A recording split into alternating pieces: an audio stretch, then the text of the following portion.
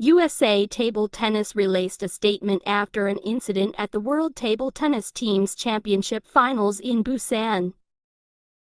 USA Table Tennis contests the decision at 2020 for ITTF World Team Championships to disqualify Jishin Liang due to racket control issues in our pivotal match against KAZ. This decision robbed our men's team of their hard-earned place in the final 24 teams.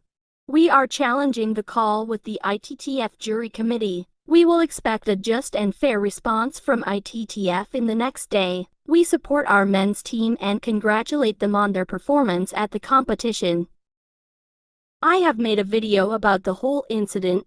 Link is in the description. The next day, USA Table Tennis released a second statement. At the 2020 for ITTF World Team Championships, USA's men's team was poised to advance to the knockout rounds as long as they won at least 2 matches and 2 more games against Kazakhstan. Jishin Liang played against Aidos Kanzigula from Kazakhstan in the third match and won 3-1, giving USA a 2-1 lead. However, he was disqualified because one side of his racket was 0.19 mm over the thickness limit. Jishin's racket VOC was within range.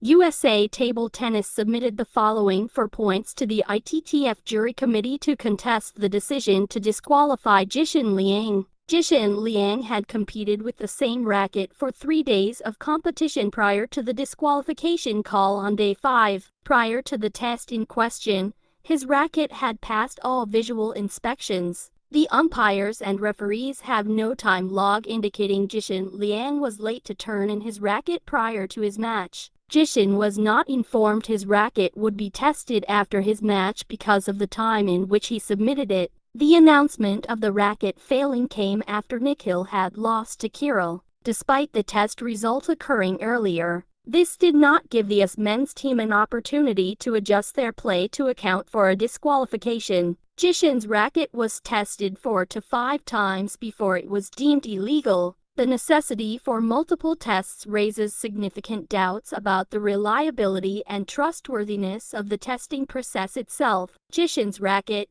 which stayed with the umpires and referees overnight, got tested again today and it was within the standard. They also conducted 2 separate tests and the readings were different. So, let's pull out the ITTF Handbook on Racket Control. 3.2.4.2.2 states normally, the racket control test shall be carried out before the match. After match tests shall only be conducted where the racket was not submitted on time for a before match test or for tests or inspections that could not be performed before the match. Next point, rackets that do not pass the racket control test before the match cannot be used but may be replaced by a second racket which may be tested immediately if time permits, but if not, will be tested after the match. The case where rackets do not pass a random racket control test after the match, the offending player will be liable to penalties. From how I read the USA Table Tennis statement, Jishin did provide his racket in for test before the match, but somehow it was not tested, hence the challenge of the second point for time log. Then likely what happened was came match 3 and Jishin's turn to play and his racket was returned to him. Jishin won the match 3-1 and had to return the racket back to the umpire. The umpire then sent the racket in for an after-match test. I do not know if Jishin was aware of his racket didn't go through with a before the match test. Racket failing tests actually happens a lot regularly and isn't talked about. ITTF has an infraction list, which has all the players that have failed the test. The player's name will remain on the list for 4 years, and should the player have 4 active infractions, the player will be banned from playing for 12 months. Here is the latest infraction list, which shows players that have failed thickness test. Here is another list that shows infractions like VOC and flatness. Thickness seems to be the more common one.